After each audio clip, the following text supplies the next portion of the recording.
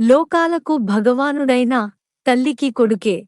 పిల్లలపై తల్లిదండ్రులకున్న అనుబంధం ఎలాంటిదో కృష్ణుని ఎడబాటును భరించలేని యశోదానందుల హృదయావేదనను ఒక్కసారి తెలుసుకుంటే అర్థమవుతుంది.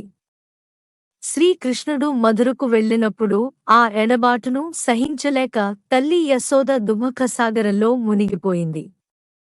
యశోదను చూసి నందుడు కూడా కన్నయ్య లేకుండా మేము బతకలేం అని కన్నీరు మున్నీరు కాసాగాడు. అలాగే శ్రీకృష్ణుడు కూడా తల్లిదండ్రులను వదిలి మధురకు వచ్చినప్పుడు యశోదమ్మను తలచుకుంటూ ఉద్ధవునితో, ఉద్ధవా, నా కన్నయ్య భోజనం చేస్తేగాని నేను పచ్చి మంచినీళ్ళైనా ముట్టను అని మొండి పట్టుదలతో కూర్చునే నా తల్లి యశోదమ్మను నేను మరువలేకున్నాను అని చెబుతూ విలపించసాగాడు.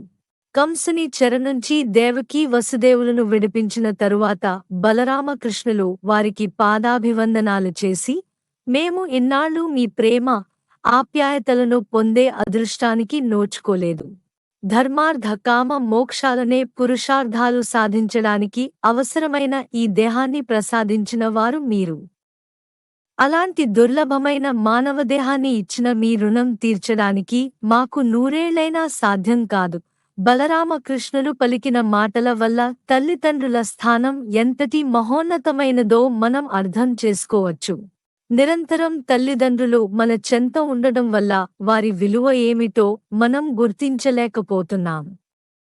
అందువల్ల వారి పట్ల నిర్లక్ష్య వైఖరి వహిస్తుంటాం. ఒక్కోసారి తల్లిదండ్రులే ఇలలో ప్రత్యక్ష దైవాలని, వారి రుణం ఎన్ని జన్మలైనా తీర్చలేనిదని నిరూపించిన వినాయకుడు, శ్రీకృష్ణుడి జీవితాలు మనకు ఆదర్శం కావాలి.